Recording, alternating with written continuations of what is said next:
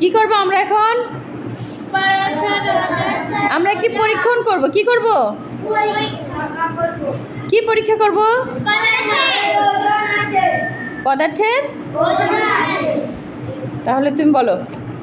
পদার্থের ওজন আছে সেটা করার জন্য আমরা পরীক্ষাটি করব। আমাদের লাগবে দুটি বেলুন, একটি কাঠি আর সুতা। ঠিক আছে, তাহলে শুরু করো।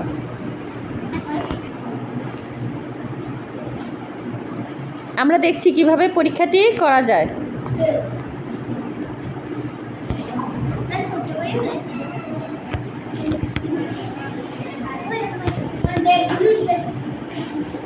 একটি বেলুন ফুলানো অবস্থায় বাঁধা আছে, একটি বেলুন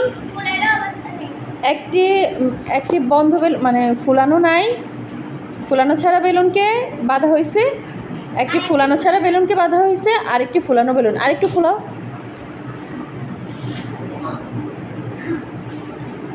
একটি বেলুন ফুলিয়ে বাঁধা হবে, আরেকটি বেলুন ফুলানো ছাড়াই বাঁধা হয়েছে, তাই না?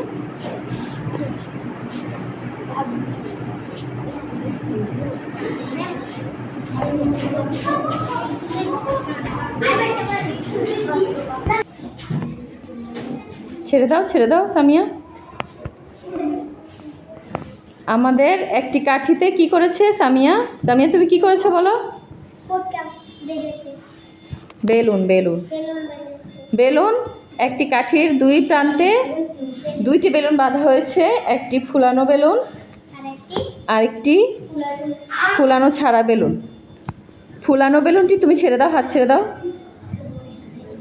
ফুলানো বেলুনটি নিচের দিকে ভারী হয়ে আছে, নিচের দিকে পড়ে যাচ্ছে, তাই না? আর ফুলানো ছাড়া বেলুনটি উপরের দিকে উঠে আছে। তার মানে কি বোঝা যায়? কি বোঝা যায়? এখানে ওজন বেশি। সামিয়ার কথাটা ঠিক আছে। এখানে কি পদার্থ আছে বলো? বেলুনটিতে, ফুলানো বেলুনটিতে কি পদার্থ আছে? বায়ু আছে, তাই না? বাতাস আছে। হ্যাঁ, একদম ঠিক কথা বলেছো। তাহলে পদার্থের ওজন আছে সেটা আমরা বুঝতে পেরেছি, তাই না? পদার্থের কি আছে? ওজন আছে, আমরা সেটা বুঝতে পেরেছি। সবাই একটা হাততালি দাও।